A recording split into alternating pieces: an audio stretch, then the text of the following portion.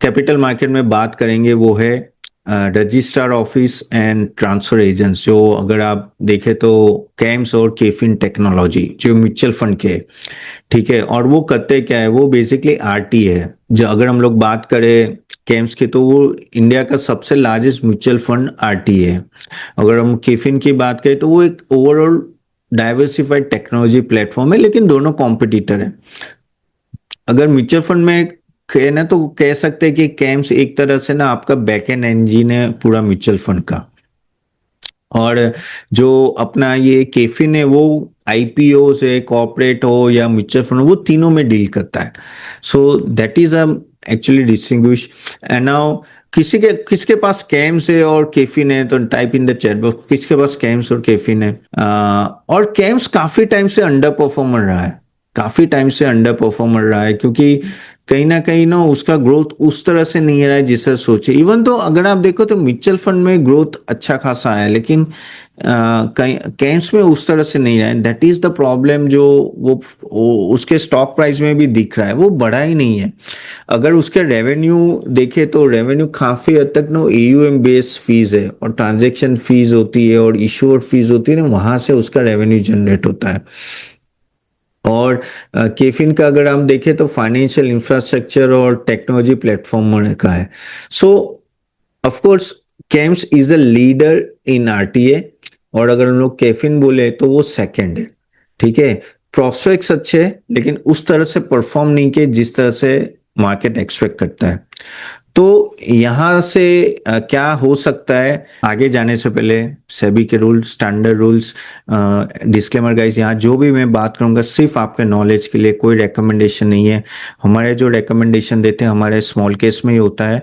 So no, if you want you can go to our CA tapan.smallcase.com, वहां अगर आप जाओगे तो ये सब है। 500 प्लस जीएससी से स्टार्ट होते हैं और काफी अच्छा नो परफॉर्मेंस रहा है। You can see no all that, so you can go and check it out any time, ठीक है। And no you can enroll also, ठीक है। केम्स अभी देखिए आप 30% डाउन है अपने टॉप से, और केफिन 48% डाउन है, ठीक है। अच्छे खासे डाउन है यानी इसमें। और अगर मैं यहाँ देखे तो इसका अगर पी भी देखे तो केम्स का 42 है और केफिन का 43 है, ठीक है।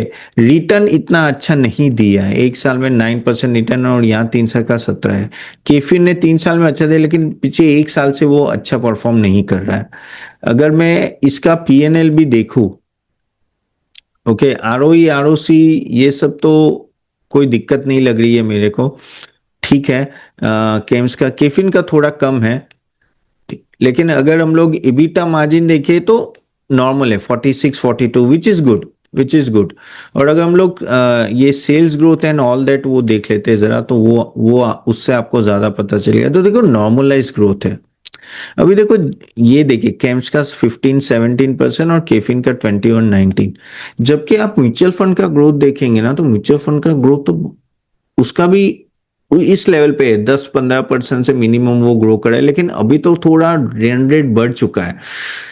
यहां डबल से ग्रोथ होना चाहिए मेरे हिसाब से, जो हो नहीं रहा है। That is what is happening with KFin and tech. और अगर प्रीमियम की अगर आप काफी टाइम से अगर केम्स का अगर मैं बात करूं, just to show you here इसके मार्जिन एंड ऑल दैट, ठीक है, वो स्टेबल रहे, वो स्टेबल है। लेकिन ये यहां दिक्कत आ रही है, ये जो रेवेन्यू है ना, ये बहुत ही स्लो चल रहा है।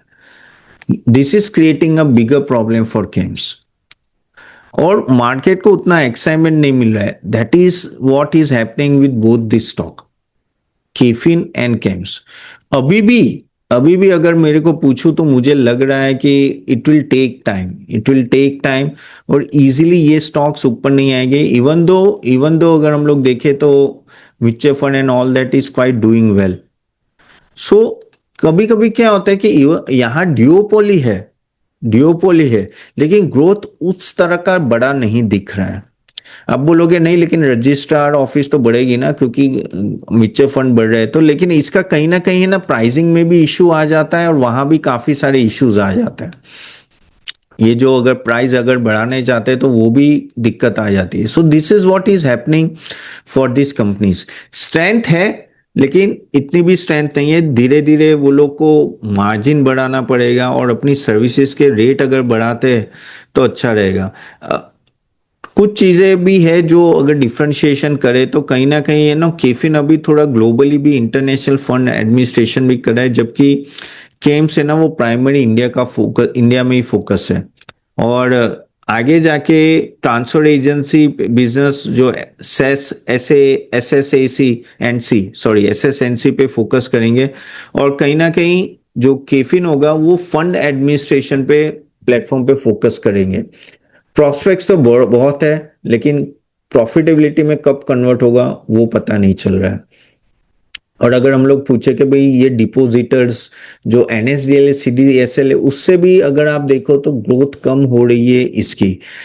कैश फ्लो की बात करें, बैलेंस शीट की बात करें तो कोई दिक्कत नहीं है, पूरा डेट फ्री है, तो ऐसा कोई दिक्कत नहीं इन दोनों कंपनियों में, दोनों स्टॉक्स में कि कोई प्रॉब्लम हो। लेकिन स्लो मूवर रहेंगे, ये काफी हद तक आपके स्लो मूव रहेंगे कंपेयर टू, अगर हम लोग एनएसडीएल या सीडीएसएल से भी कंपेयर करें। और म्यूचुअल फंड में भी क्या होता है कि जो रेशियोज चेंज होते हैं, एक्सपेंस रेशियो चेंज होते हैं, ऑल दैट, उसका इम्पैक्ट भी कहीं ना कहीं इन लोगों पे आता है।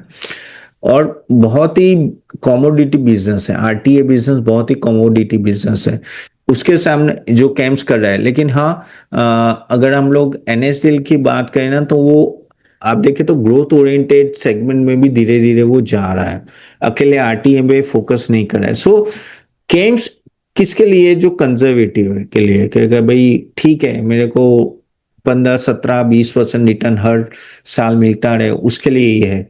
अगर आपको ग्रोथ ओरिएंटेड जाना है, कोई नए नए डिवीजन में अगर कोई कंपनी जा रही है कि नहीं, तो वो आई थिंक मेरे हिसाब से केफिन आता है। केफिन उस तरह से ना आप देखो तो काफी हद तक वो आईपीओ में भी घुस रहा है, कॉर्पोरेट रजिस्ट्री में ग्रोथ कर रहा है, ओवरसीज एक्सपेंशन कर रहा है, तो बहुत कुछ वो कर रहा है कंपेयर। लेकिन हाँ, अगर मोट की बात करें तो केम्स का ज्यादा अच्छा है, तो काफी एक्सपेरिमेंट केफिन में चल रहा है। तो प्रोस्पेक्ट्स केफिन के अच्छे, लेकिन ऑनेस्टली वो इतना बड़ा नहीं है मेरे हिसाब से। आई थिंक आगे जाके ग्रोथ ओरिएंटेड में अगर किसी को फोकस है तो KFin is a better option then कहते हैं ना कि केम्स के। लेकिन सेफ जाना है, सेफ अगर खेलना है तो I think Kemps is a better option, जो आपको 15 17% उस तरह का रिटर्न दे। और काफी टाइम से ये दोनों स्टॉक परफॉर्म नहीं करे, तो मेरे को लग रहा है कि कहीं ना कहीं आगे जाके इन दोनों में सुधार आएगा।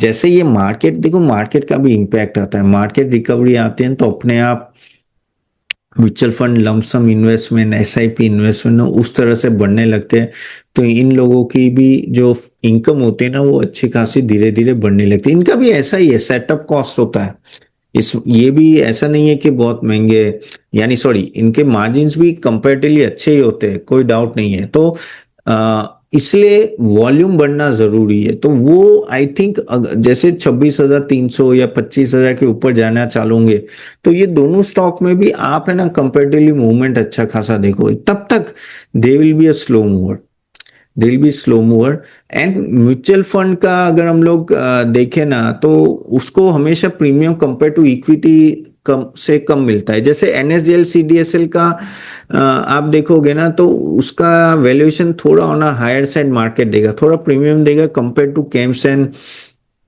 केफिन टेक्नोलॉजी, वो हमेशा याद रखना।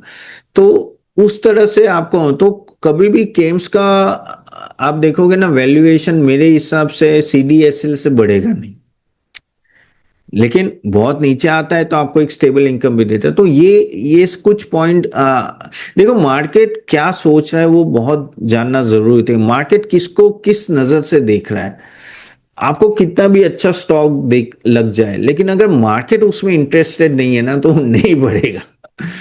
आपको लगेगा अरे क्या प्रॉब्लम है, सब अच्छा है सब, तो वो, लेकिन होता है ऐसा कि उनको उनको वो लगता है कि इसमें ग्रोथ इतनी जल्दी नहीं आएगा तो वो इतना नहीं बढ़ेगा। तो क्यों आपके बीएससी एमसीएक्स और वो सब आप धम धम करके भागते नीचे, क्योंकि वहां लोगों को ग्रोथ दिखता है। तो ये एक बेसिक डिफरेंशिएशन हो जाता है। ये डिपोजिटर्स ले लो, रजिस्ट्रार दे ले लो, या तो प्लेटफॉर्म बिजनेस ले लो। डिपोजिटर रजिस्ट्रार ऑफिस जो होती है ना वो आपका बैक ऑफिस होती है, बैक ऑफिस में एक्साइटमेंट नहीं है। प्लेटफॉर्म बिजनेस आपका होता है फ्रंट, धंधा ऐसे बढ़ता है क्योंकि जैसे जैसे लोग नए आते हैं and all that, okay, volume बढ़ता है, तो वो बैक ऑफिस है। तो this is a basic differentiation, और इसलिए आप प्रीमियम भी अलग देखते हो एंड ऑल दैट, और इवन आपको प्रीमियम यहाँ कम दिखता है, प्लेटफॉर्म बिजनेस में ज्यादा दिखा है। तो नहीं, ये नजर से देखिए तो वो उस नजर से आपको पता है, और उस नजर से आपको पता चलेगा कि ये कौन सा स्टॉक आपको लॉन्ग टर्म पे पोर्टफोलियो में रखना है, कौन सा नहीं रखना है। ओके, क्योंकि मैं ऐसा नहीं बोलूँ कोई स्टॉक खराब है या केम्स खराब है, केफिन खराब है, सीडीएसएल, एनएसएल या जो भी ले लो, ऐसा नहीं होता है। आपके रिस्क प्रोफाइल के हिसाब से आपको लेना है, लेकिन हाँ, सबकी सेम मूवमेंट नहीं होती है, सबकी same movement over the time भी मूवमेंट नहीं होती है। तो ये चीज हमें एक चीज नोटिस करना, काफी टाइम आप देखोगे ये जो मैंने आपको बोला ना, आप ऑटोमोबाइल इंडस्ट्री में भी देख पाओगे कि आपकी ऑटोमोबाइल जो मेन कंपनी होती है ना, वो हमेशा डिसेंट रेगुलर रिटर्न हर साल देती जाती है, लेकिन जब आपकी ऑटो एंसिलरी होती है ना, वो ऊपर नीचे बहुत है और सभी परफॉर्म नहीं करती, लेकिन ऑटो मेकर सभी ऑलमोस्ट परफॉर्म की है। Have you notice that? Then just have Y for yes, इन सब ने कमेंट बॉक्स में डालना अगर आपको सही लगे तो। मैं हमेशा बोलता हूँ कि आप फ्रंट वाले में देखो, फ्रंट ऑफिस वाला देखो, वो ज्यादा परफॉर्म करेगा आपका हमेशा। This is what I have notice every time. तो वो चीज आप थोड़ा ध्यान में रखना। मैं ऐसा बोल ही नहीं हो कि कैम्स और केफिन नहीं ले सकते। This is what my observation and this is what I have seen in my small cases also when we take a stock, what is performing, what is not performing. अगर आप बोलोगे तो अपन ये दोनों में से, कैम्स और केफिन में से क्यों कौन सा अच्छा है, तो मेरे हिसाब से I think camps, camps will be better. Safe है, डिसेंट है, बड़ा नहीं है, तो यहाँ से डिसेंट रिटर्न दे सकते हैं। अगेन प्लीज अपना रिसर्च करके इन्वेस्ट करना है।